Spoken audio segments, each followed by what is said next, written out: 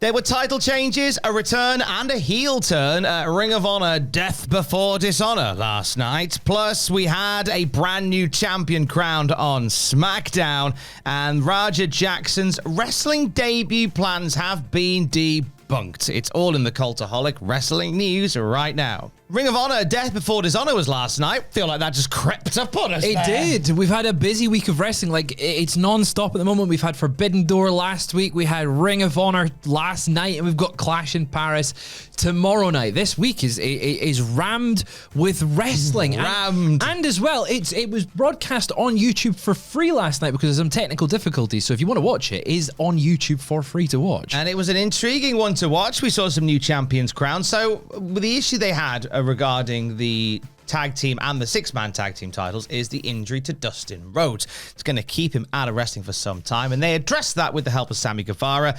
First of all, he stepped in to team with the Von Erichs to defend the six-man tag titles against Shane Taylor Promotions. They fell short, and Shane Taylor Promotions are the new Ring of Honor six-man tag team titles. Maybe we'll put some shine on these belts now. Maybe. Great shout to have them with the belts. They're obviously a faction that's been around for a little bit of a time and maybe hasn't had the push that they maybe needed or felt like that they should deserve at that point in Ring of Honor.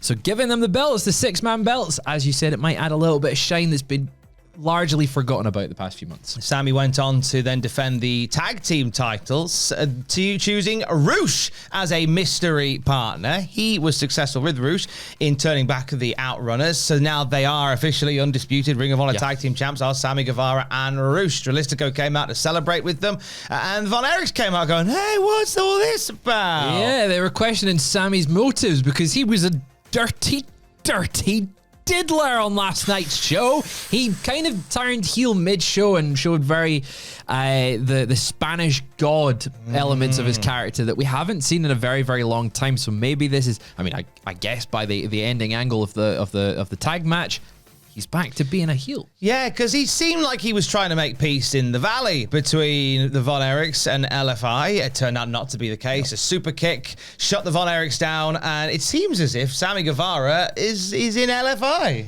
Apparently so. I can't wait to hear what Dustin Rhodes has to say about this. Even though he is off it with an injury, I wonder if we will have him involved in this storyline, even just as like a on the mic or sending in a little via satellite so that they can be like, "I don't approve of your actions, Sammy." There needs to be a little something, doesn't there? A little bit of summon. Yeah, I lost a bet last night because we got the Ring of Honor Women's Pure tournament before GTA 6. The bracketology was revealed last night, and the tournament officially got underway. As you said, it's been a long time coming. This one has been delayed for quite a while. And it kind of, Tony Khan has spoken about this in the past. And he was like, look, we've had to delay it because of numerous injuries in the women's division. And he's namely pointed out Queen Aminata before as someone whose injury really derailed the tournament, which makes me think Queen Aminata is going to win the whole thing. It kind of feels like, okay, we can't do this without her being there. Obviously, she was in the opening round of the contest or of the tournament, defeating Taya Valkyrie. So it looks like she's onto that next round. But next up, her next challenge, if they can win the opening round, is Deonna Purrazzo. Yeah, Purrazzo making an appearance last night. Been away for a hot minute due to numerous things behind the scenes, as well as her going and getting her degree. She's been off TV for some time. She returned last night. We had a little intense confrontation. But in order to have that match between Queen Aminata and Deonna Purrazzo, Purrazzo's got to beat Trish Adora in the opening round of the Pure Women's Title Tournament. And the fact that they've been setting it up this way, I feel like she will. Yeah. I'm surprised, honestly, that this isn't a potential final matchup. Like if it gets to that point, I'm surprised that won't be the case. I do think it's Queen Aminata that's going to win this belt, but Deonna Purrazzo would be a very, very good shout as well. I think I would put money on it being Purrazzo, but Aminata, like you say, because her name's come a few times in the reason for the delay. Yeah. Feels like it might be her. I wasn't expecting it to be Sami Zayn last night in Lyon, France. Sami Zayn challenged Solo Sikoa for the United States Championship and won the darn thing. Huge ovation as well. A massive, massive pop for Sami Zayn. I do think this match should have been on the pay-per-view. It feels like one that was pay-per-view worthy to have a big Sami Zayn victory on there. Of course, he beat Solo Sikoa on last night's SmackDown.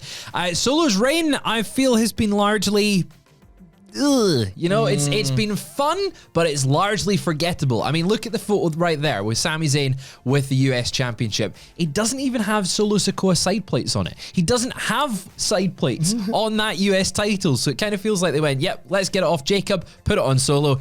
Right, Sami, it's your time. I'm glad Sami is the champion. Of course, in the photo right there, you can see Triple H with the signature. The signature point. I think he's pointing that way. There he is. He's pointing that way. An incredibly gutsy performance by one of the best, says Paul Levesque. For the first time, Sami Zayn is your new United States champion. Hashtag Kevin Owens followed that up, though, saying, one of the best indeed. Top one, in my opinion. I still hate him, though.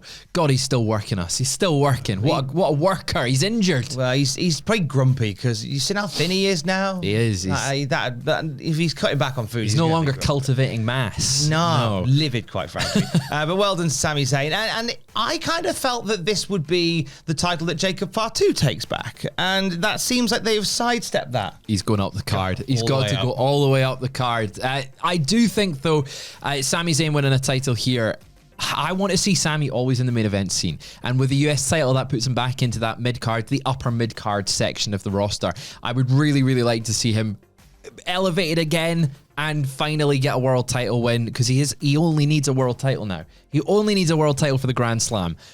So give me that in Sami Zayn. Maybe he'll win the Rumble. Who knows? I want to see him do it. Clash in Paris is tomorrow from Paris. Live reactions from Andrew and Sam. You can get 9 pitches, predictions on the channel right now. What happened coming up on a Sunday, and you'll have the WTF moments next week as well. It's also a very reasonable time of night. Isn't that lovely? Back-to-back weekends of nicely timed premium live events and pay-per-views. We are living the dream. If only they could do this for every single show. Imagine WrestleMania on at a reasonable time. Well, you say nicely time. My wife's furious that I'm away for another weekend. That's her problem. We went out for dinner last night, so I went, I'm really sorry, but I'm going to disappear again this weekend. Can we go out for dinner last night? Yeah. Can we just stop having pay-per-views for one weekend, because it's really affecting my marriage? Thank you. So come and join us for that. It's going to be a fun old week, a fun old couple of days of wrestling once again, all the way from Paris. The big story this week has been what went down at Knox Pro involving Raja Jackson and Psycho Stu. Raja Jackson taking liberties, to use it very lightly, in the ring, and consequently leaving Psycho Stu in a state where he was rushed to hospital with potentially life-threatening injuries. He's up and about and he's talking now.